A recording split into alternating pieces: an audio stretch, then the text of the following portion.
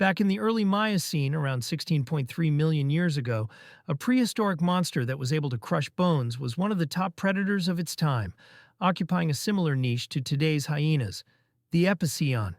But what was Epicyon? Epicyon belongs to the family Canidae, the group that includes wolves and dogs, as well as foxes, coyotes, and jackals, ranging across North America from Alberta, Canada, to Florida, US.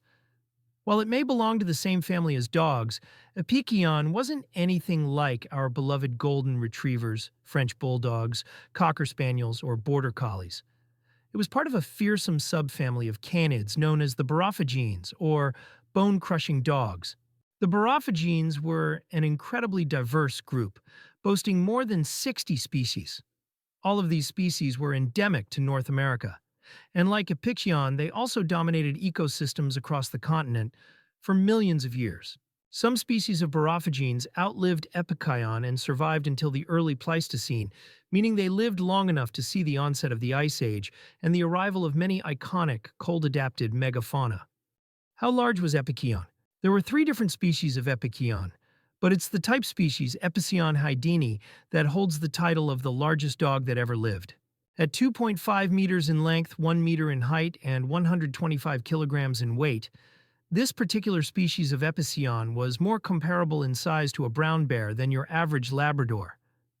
The other two species, Epicyon elurodontoides and Epicyon savus, were smaller, but even they were similar in size to a modern gray wolf. Some of the earliest and most primitive members of this large subfamily, such as Archaeocyon, Oxytocyon, and Rhizocyon, were no larger than today's foxes. But the Epicyon haideni, as a result of its large size, researchers think it wasn't able to run quite as far as modern canids and instead relied on bursts of speed to catch its dinner. What did Epicyon eat? Barophagenes were hypercarnivores, surviving on diets that consisted of more than 70% meat. They also ate a lot of bones and are thought to have cracked them open in an attempt to get at the calorie-rich marrow hidden inside. This bone-eating behavior is evidenced by the patterns of wear on their teeth, which closely resemble those observed on the teeth of hyenas. Some samples of fossilized faces from Epicyon have also been found to contain fragments of bone, suggesting they were not only capable of crushing, chewing, and swallowing bone, but digesting it too. In order to crush bones, Epicyon relied on a set of robust, specially designed cheek teeth known as carnassials. These mountain-shaped gnashers locked together to create a powerful crushing surface that was capable of cracking anything. Epicyon also had a bite stronger than any canid living today. If they did hunt in packs, Epicyon may have been able to bring down prey larger than themselves, such as the 3-meter-tall camel Epicamelus or the hippo-sized rhino Teleoceras, which also lived in North America during the Miocene.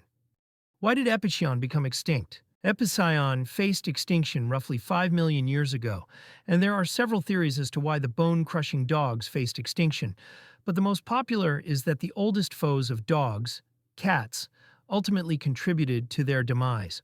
That's the conclusion scientists from Sweden, Switzerland, and Brazil came to after examining more than 2,300 North American carnivore fossils, about 1,500 from 120 canine species, and another 744 from 115 other carnivore species, including bears, bear dogs, and cats. Their findings were published in the Proceedings of the National Academy of Sciences. As a group, cats, Felidae, emerged in Eurasia 33 million years ago. Some 14 million years later, they migrated into North America via the land bridge that once connected Russia and Alaska, running into the canids that had lived there for more than 10 million years. But these early cats may have been better hunters, an edge that could have helped drive up to 40 dog species into extinction over the course of the approximately 15 million years the groups competed. Based on the analytical models the researchers tested, Silvestro thinks this competition drove the eventual extinction of bone-crushing dogs above all other factors, including environmental and climate shifts. When one group of organisms supplants another, scientists characterize it as passive replacement, if the new arrivals don't take over until some external factor kills off the first bunch. As Epicyon and other Barophagenes were outcompeted by cats, the ancestors of today's dogs and wolves specialized even further into their specific niche of long-distance pursuit hunting. And by roughly 8 million years ago, They had entered Eurasia and spread themselves across the continent. From there, they prospered, evolving into the 37 species that live amongst us today, including the furry friend that may be lying next to you now, snoring as you watch this video. Thanks for watching this far. See you next time.